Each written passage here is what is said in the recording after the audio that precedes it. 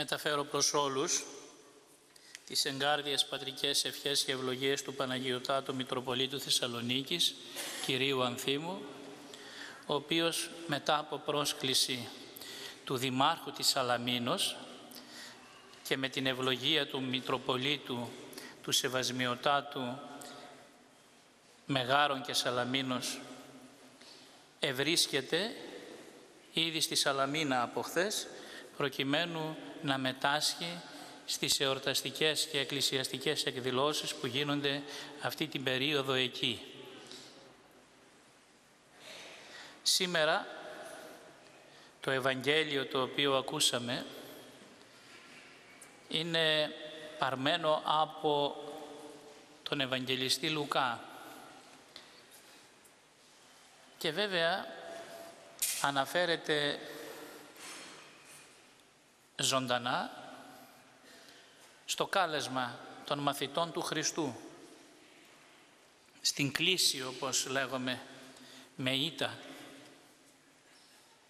των μαθητών του.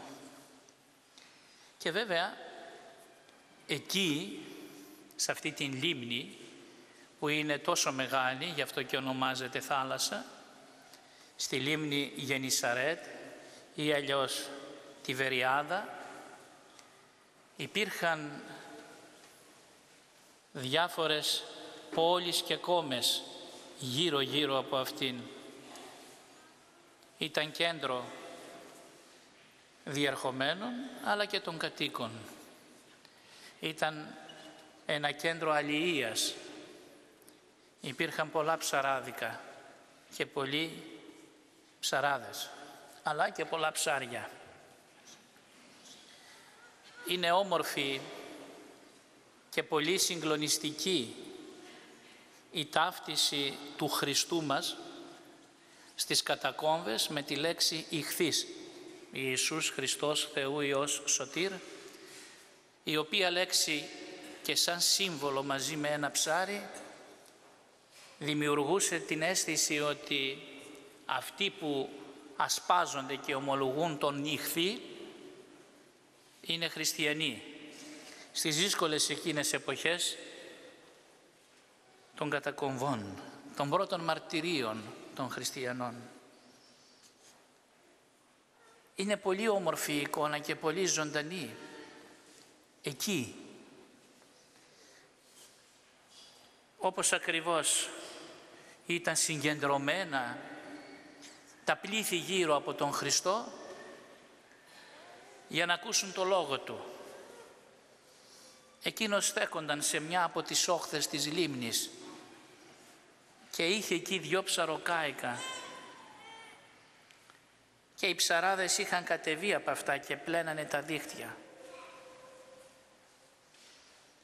Και σε ένα από αυτά τα ψαροκάικα μπήκε ο Χριστός, ανέβηκε μέσα.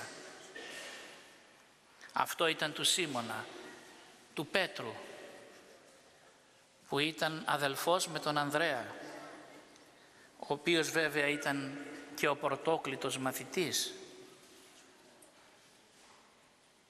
Και του είπε, του ιδιοκτήτη του καραβιού αυτού του μικρού, του ψαροκάικου, του Σίμωνα ο Χριστός, πήγαινε λίγο πιο μέσα στη θάλασσα.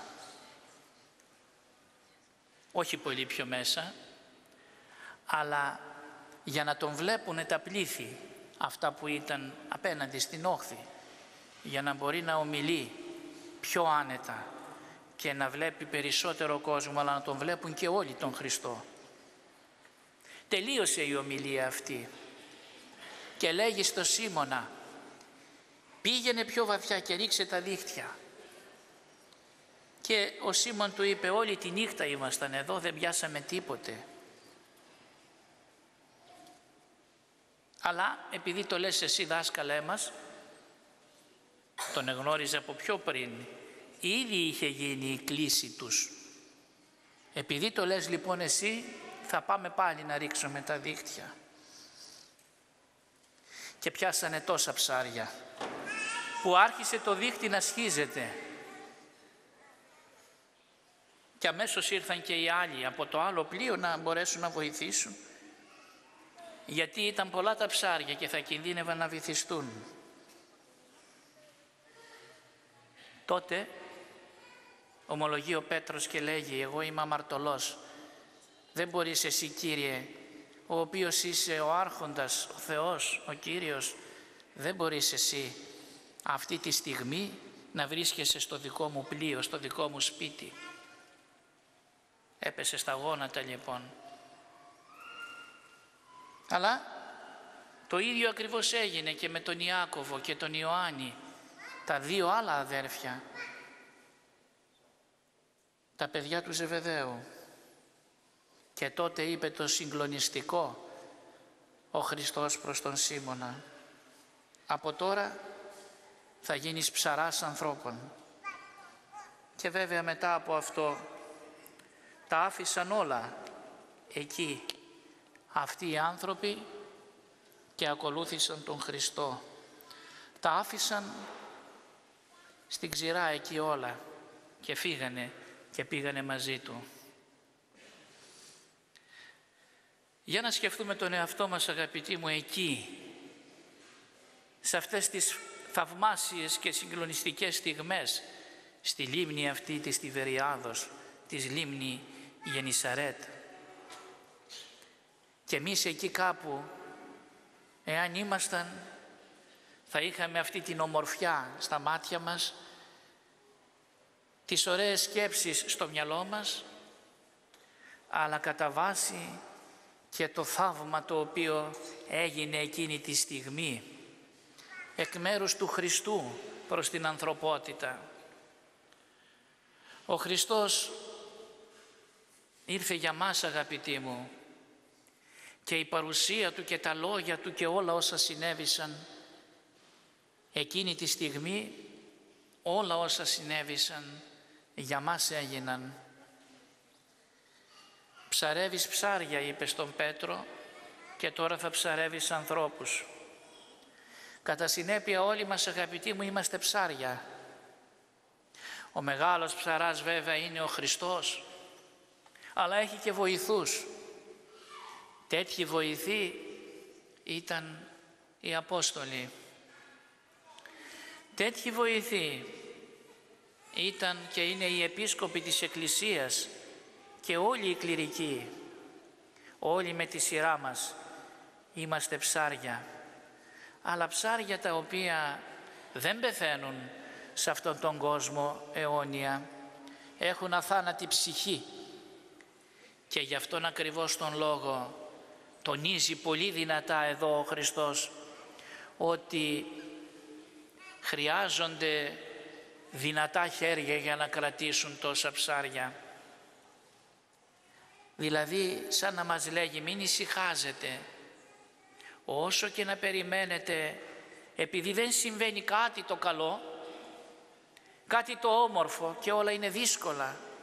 Δεν βγαίνουν ψάρια δηλαδή από τη θάλασσα.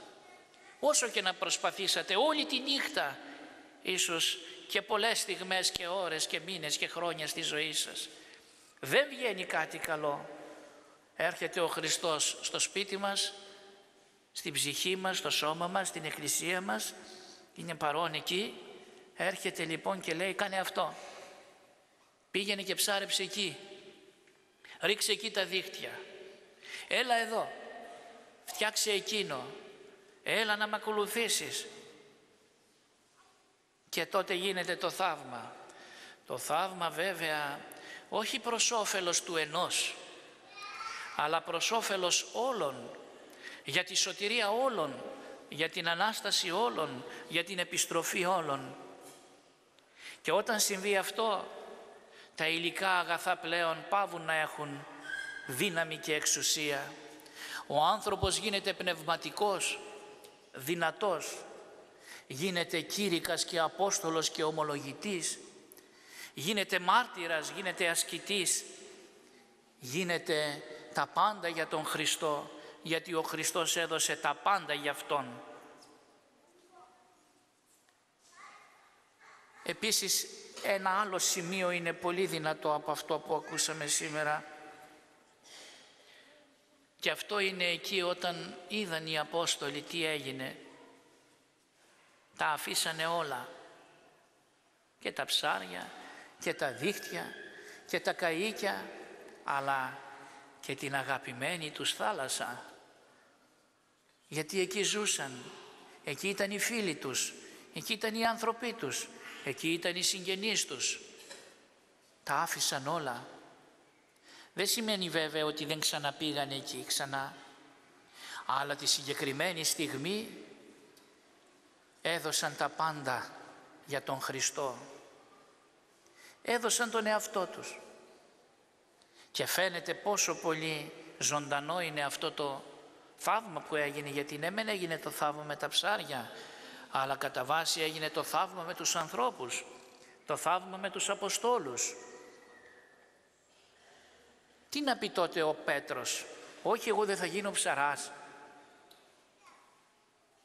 Αφού εσύ μου λες να γίνω ψαράς ανθρώπων. Ή πολύ περισσότερο, δεν επέμενε στην άποψή του. Του είπε όμως, όλη τη νύχτα ήμασταν εδώ και δεν βγάλαμε κανένα ψάρι. Αλλά εγώ για το λόγο το δικό σου θα χαλάσω το δίχτυ. Τι θα πει αυτό? Ήδη είχαν βγάλει τα δίχτυα, ήδη τα είχαν καθαρίσει, ήδη τα είχαν διπλώσει, πράγμα το οποίο είναι πολύ χρονικά δύσκολο για να συμβαίνει ξανά. Και πάλι το ξαναχάλασε το δίχτυ, το ξαναάπλωσε, το ξαναέριξε και σχίζονταν τα δίχτυα. Έτσι και σε εμάς, αγαπητοί μου, φαίνεται στη ζωή μας πολλές φορές ότι δεν μας ακούει ο Θεός. Γιατί οι προσευχές μας είναι έντονες και δυνατές. Τι αξίζει όμως? Ίσως δεν ήρθε η κατάλληλη στιγμή για να γίνει αυτό που λέμε εμείς. Αλλά συμβαίνει και κάτι το οποίο είναι πολύ ουσιώδες. Δυστυχώς τις περισσότερες φορές, αν όχι όλες, ζητούμε για μας, τα δικά μας. Δεν λέμε φερειπίν, αν είναι να μην έχω εγώ κάτι και να το έχει ο άλλος, δώσ' το σε αυτόν, Θεέ μου. Προσέφερε το σε αυτόν και ας μην έχω εγώ. Δεν θέλουμε δηλαδή, αγαπητοί μου, για όλους, αλλά ο εγωισμός μας οδηγεί στο να μην υπολογίζουμε τους άλλους. Γι' αυτό τον λόγο και το αίτημά μας πολλές φορές δεν ανταποκρίνεται, αλλά έρχεται μια στιγμή και η στιγμή εκείνη είναι η ώρα κατά την οποία ο Χριστός θα μας πει κάτι. Πόσες φορές στη ζωή μας δεν είχαμε μηνύματα από τον Θεό? Θέλετε ασθένειες, θέλετε δυσκολίες, θέλετε προβλήματα τα οποία υπάρχουν και μας σώζει ο Θεός. Φεύγουμε από τη δυσκολία, αλλά ξεχνάμε μετά και γινόμαστε αχάριστοι τις περισσότερες φορές για να ευχαριστήσουμε και να ευγνωμονούμε τον Θεό για τα δώρα τα οποία μας έχει δώσει. Και έτσι απλά που είμαστε αυτή τη στιγμή, για αυτό που είμαστε, για αυτό που έχουμε, για τα αυτιά μας, για τα μάτια μας, για το σώμα μας, για το κεφάλι μας, για την ψυχή μας. Αυτό το πράγμα είναι ένα θαύμα που υπάρχουμε και μιλάμε και είμαστε εδώ μέσα στην Εκκλησία και λειτουργούμε και μετέχουμε στο μυστήριο της Θείας Ευχαριστίας. Μεγάλο θαύμα. Όλοι μας ψάρια, ο Χριστός ο ψαράς. Οι ψυχές μας όμως παγωμένες, δυστυχισμένες, πολλές φορές κλονισμένες. Και γι' αυτόν ακριβώς τον λόγο είναι δυνατό το συμπέρασμα που πρέπει να βγάλουμε σήμερα από αυτά που ακούσαμε και διαβάσαμε και είδαμε. Γιατί αυτά που βλέπουμε πρέπει να λαλούμε, όπως λέγει ο Ευαγγελιστής Ιωάννης στο Ευαγγέλιό του. Είναι λοιπόν μια συγκλονιστική στιγμή για όλους μας και την ξεχνάμε. Ακόμη και αν κάθε φορά που αναπνέαμε και εκπνέαμε λέγαμε ευχαριστώ στο Θεό, δεν θα ήμασταν ικανοί να τον ευχαριστήσουμε και να τον ευγνωμονούμε. Γιατί τα όσα μας έχει δώσει ο Θεός είναι τόσα που εμείς πολλές φορές ζητάμε κάτι το οποίο δεν έχει σχέση με αυτά. Γι' αυτό τον λόγο και λέγει αλλού, ζητάτε πρώτα τη Βασιλεία του Θεού και όλα αυτά θα σας προσθεθούν. Θα έρθουν και θα σας συμπληρώσουν. Ξέρει ο Θεός, ο Πατέρας σας, τι ανάγκες έχετε. Και αλλού βέβαια λέει, Κρούετε, χτυπάτε την πόρτα και θα σας ανοίξουν. Ζητάτε και θα σας δοθεί. Αλλά ας μην είμαστε σαν εκείνη την περίπτωση που είπε ο Χριστός πάλι στους μαθητές του, όταν του είπαν να κάθεται ο ένας δεξιά και αριστερά του στη βασιλεία του. Δεν ξέρετε τι ζητάτε. Πρέπει να γνωρίζουμε λοιπόν τι ζητάμε. Πρέπει να είμαστε με διάκριση μπροστά στον Θεό και στην Εκκλησία μας, με ηρεμία και μεγαλύνη, με προσευχή και προσπάθεια, και μόνον τότε θα έχουμε την δυνατότητα να υπακούουμε όπως θέλει ο Θεός για μας και για τους συνανθρώπους μας. Και κάτι τελευταίο. Ο καθένας μας εδώ μέσα, στην Αγία μας Εκκλησία, τώρα εδώ στην Παναγία δεξιά, όπως και σε κάθε εκκλησία που σήμερα Κυριακή οι Ορθόδοξοι λειτουργούν, αλλά και πολλοί άλλοι χριστιανοί από τα άλλα δόγματα, μέσα στην εκκλησία μας εμείς εδώ οι χριστιανοί τώρα είμαστε όσοι είμαστε. Κάποιοι γνωριζόμαστε μεταξύ μας, κάποιοι όχι. Μας γνωρίζει όμως ο Θεός τον καθένα ξεχωριστά και δίνει το δικαίωμα σε όλους μας, το δίνει το δικαίωμα να είμαστε προσωπικά συνδεδεμένοι με τον Χριστό και προπαντός να έχουμε το δικαίωμα να τον λέμε πατέρα μας. Το είπαμε στο Πάτερ ημών, πατέρα μας. Μεγάλη υπόθεση να έχεις ένα τέτοιο πατέρα, αλλά μεγάλη υπόθεση και να είσαι εσύ ένα τέτοιο παιδί. Όχι παιδί ανυπάκουο, όχι παιδί ξεχασμένο, όχι παιδί χαμένο, να μην γνωρίζει ο πατέρας σου που πας και που βρίσκεσαι. Να είσαι παιδί αγαπημένο, παιδί θυσιασμένο για τον πατέρα σου, γιατί τα έδωσε όλα για σένα, τα έδωσε όλα για μένα, τα έδωσε όλα για μας. Έτσι λοιπόν πρέπει να είμαστε και δεν πρέπει ποτέ να ξεχνάμε αυτό που είπε πάλι ο Χριστός. Να κάνετε προς τους άλλους αυτά που θέλουν οι άλλοι να κάνουν σε εσάς. Δηλαδή αυτό το οποίο εσείς ζητάτε από τους άλλους, πρώτα εσείς να το κάνετε στους άλλους. Όπως και ο Απόστολος Παύλος αλλού λέει, να μην γυρεύετε ο καθένας το δικό του, αλλά το του άλλου θέλημα και το του άλλου καλό να αναζητάτε και να επιδιώκετε να συμβεί και να πραγματοποιηθεί. Αυτό τι σημαίνει? Σημαίνει ότι εδώ, έτσι όπως είμαστε τώρα όλοι εμείς, πρέπει να αφήσουμε όλους μας να μπούμε εκεί, στη Βασιλεία των Ουρανών. Και μόνον τότε θα καταλάβουμε ποιος μπήκε πρώτος και ποιος έμεινε απ' έξω. Αμήν.